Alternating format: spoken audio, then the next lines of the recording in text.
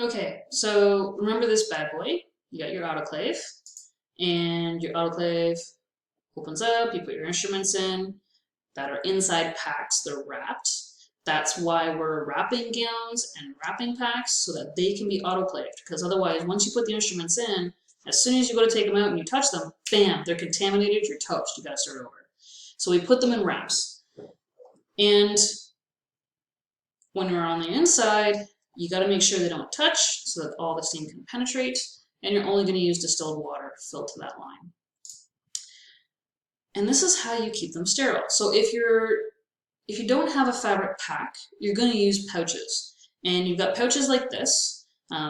You wouldn't actually sterilize a pair of bandage scissors for the most part, but you get the idea.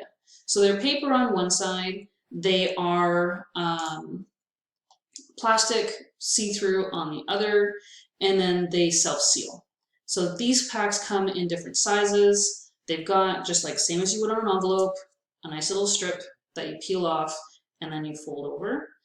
And they have to be labeled with the date and the member's initials, but you have to do so over the fold. Don't use this handy dandy area here.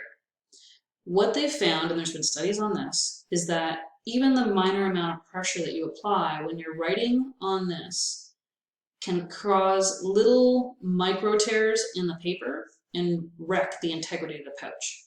As soon as you wreck the integrity of the pouch, you're going to lose that sterilization seal. And what I'm talking about, just to show you, I'm going to go onto my big video. So what I'm showing you is a pouch like this.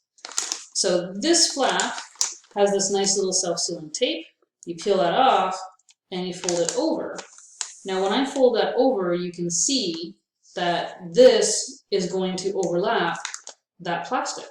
So you've got multiple layers. This is the strip where you're going to put your date and your initials. You don't need to put what it is. Some places require you to, but you can see what it is. Once it's sterilized, then a lot of times there's an indicator in here as well, which we'll go over. Once it's sterilized, to open it up, you've got this piece on the end that you're going to tear out as I drop the scissors out of it. So this is where you would tear it open from this end after it's been sterilized. Okay, so away I go again. Now I mentioned an indicator. Indicators are how we know that it's sterile, because otherwise we have no idea. And usually our first line of defense is autoclave tape.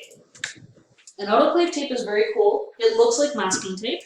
It costs a little bit more than masking tape, so don't go using it to hang posters and Bristol board around the clinic. Somebody will lose it on your head.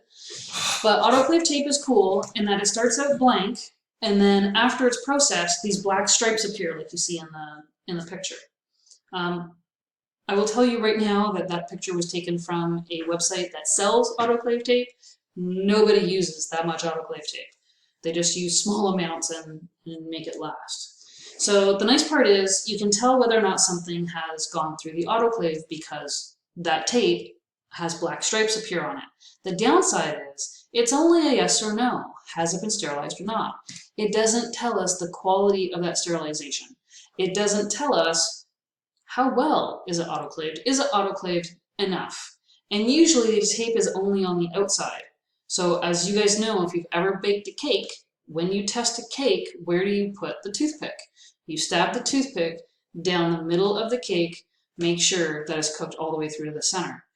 The same thing is true of our packs and our gowns. We need some sort of indicator. We can't stab it with a toothpick, but what we have are these fancy little indicators like steam clocks that will live or be put in the middle of the pack, and they turn color as they're processed. So with steam clocks, they're really nice in that they start out purple, and you've got these 4 sections. Some of the old ones used to only have 3, but they have 4 sections, and what you want for proper sterilization is like the one on the right here. You want them to turn from purple to green, and you want 1, 2, and 3 to all be nice and green. If number 3 does not turn green, it's not sterilized enough. If number 3 and number 4 are both green, then you know you've autoclaved it too much. You have to turn things down.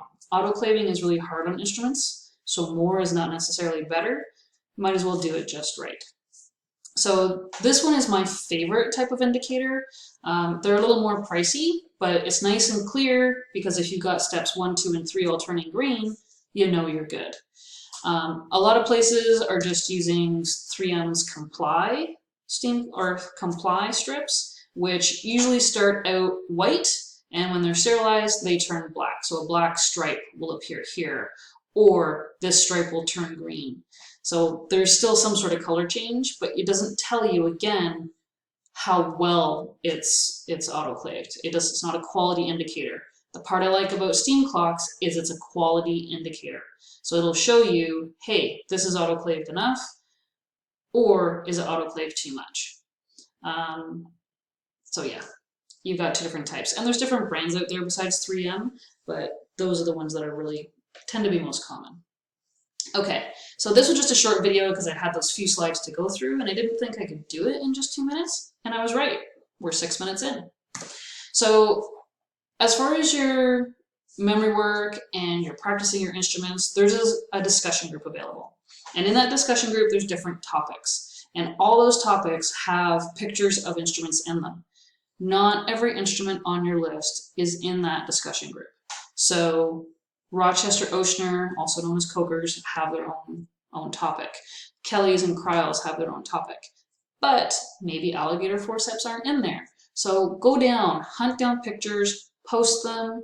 If you have some sort of memory trick to remember these, then post them. You can do it anonymously, so if you think it's kind of a silly trick and you're embarrassed about it, don't be. Post anonymously.